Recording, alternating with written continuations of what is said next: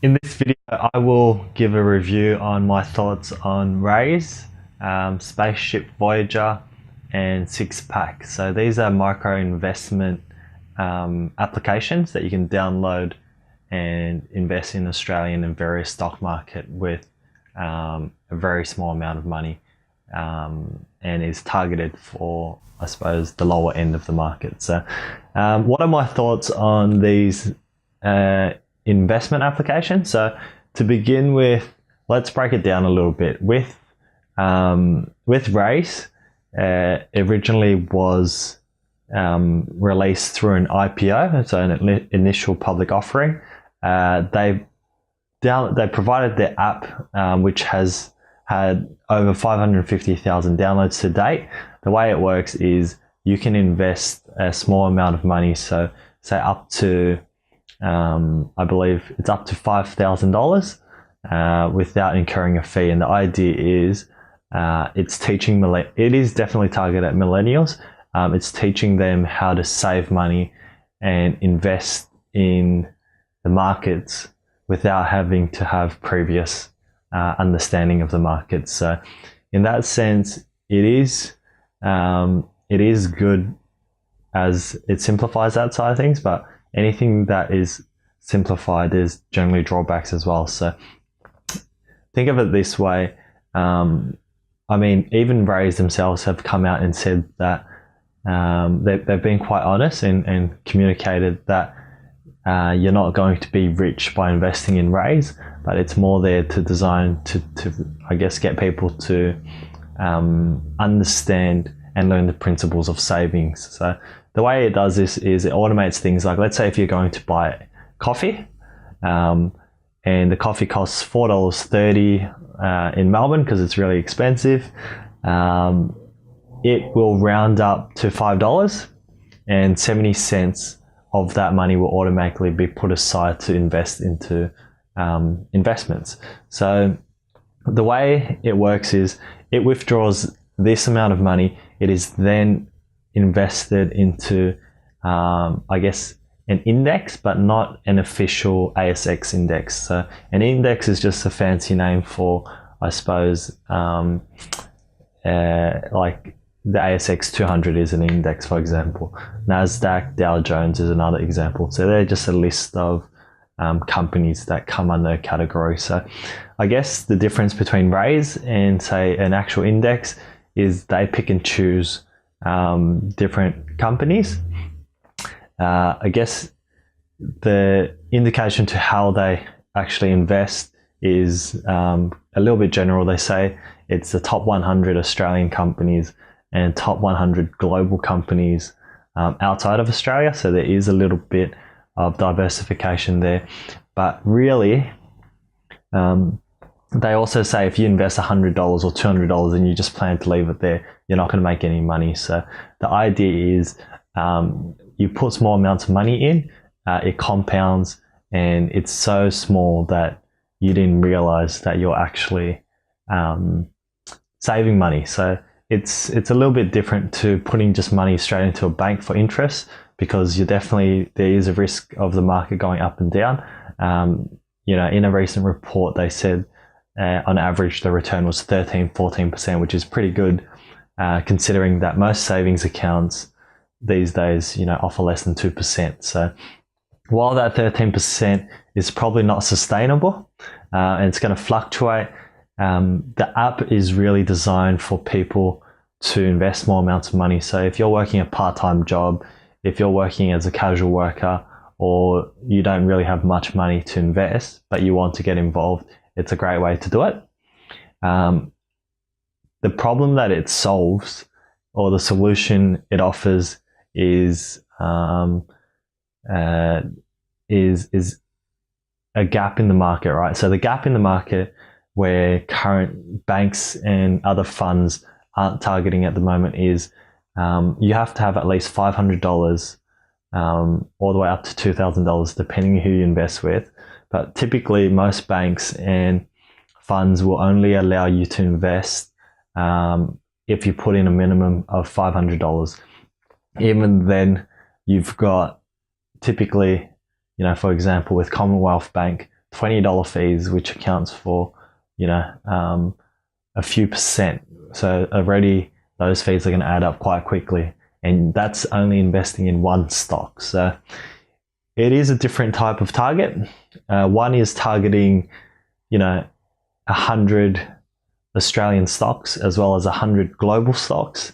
And you can put in as little as, $5 or $20 or $50. The other one that facilitates your traditional stocks on the ASX market, for example, with the banks, Commonwealth, ANZ, CMC markets, is that when you invest, you have to put in a minimum of $500. There's going to be a transaction fee, and there's also going to be a minimum of $500 to invest in only one stock. So that's the main difference. So if you want to know my opinion on whether it's worthwhile, I'd say it's like setting up. It's like setting up, not quite, but it's like setting up a long-term savings plan with a little bit more risk, and also understanding the benefits of putting aside money and learning to, I suppose, expose yourself to something that isn't an interest or savings account, and that can open up your gateway to getting an understanding for stocks and doing a bit of research, because you've got skin in the game, so to speak. And generally when you're invested, you're more likely to take an interest and you're more likely to get into something. So it's a balance between having no money in and not having any interest to invest, and having small amounts of money in while having very little commitment, or without having to do a whole lot of research, as you're not risking that much money.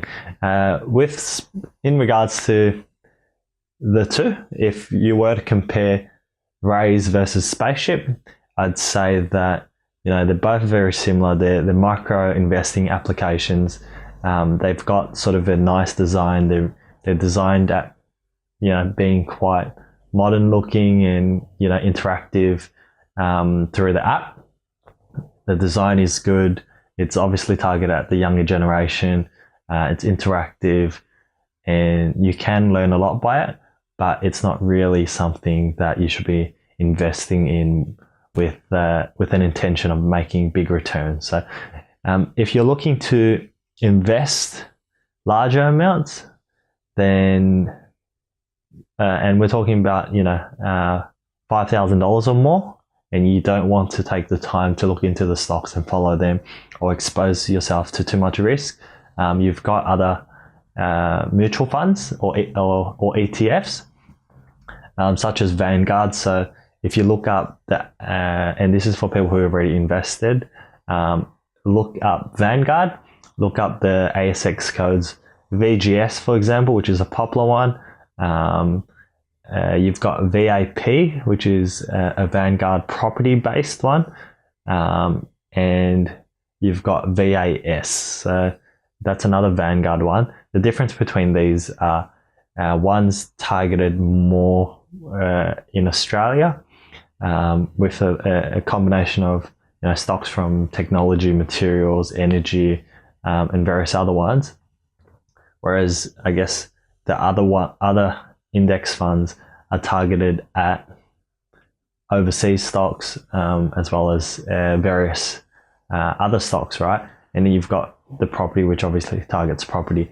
So my concern with these micro investing apps is, although they kind of give you an idea what they're investing in, you don't really know what they're investing in. So for example, Spaceship, Voyager, they'll show you a percentage of the different sectors they're invested in. So you've got consumer discretionary, you've got energy, you've got materials, you've got IT, you've got utilities, and you've got like various other industries, but it doesn't show you the specific companies they're invested in.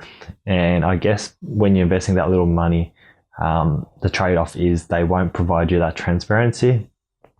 You might make a little bit of money, 10, 13%. If you're putting in $1,000, do the maths, it's it's going to be $130 over a year, which is actually not too bad, assuming that those rates are going to continue, right?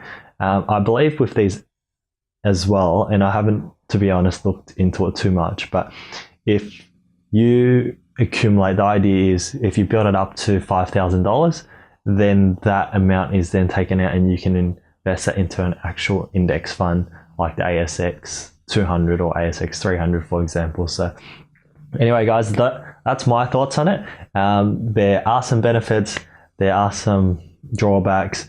A quick summary. So these apps are positive because they teach you to invest in, I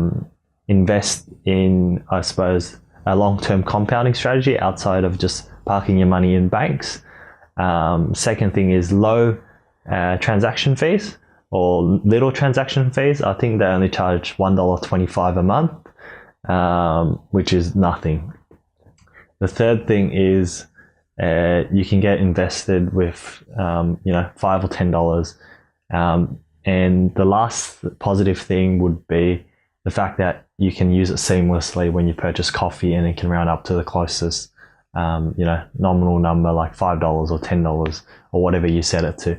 The drawbacks is if you're investing slightly more money or you've got a bit more of an interest in the market, you'll probably get better returns and a better understanding of the market if you actually go ahead and invest in stocks.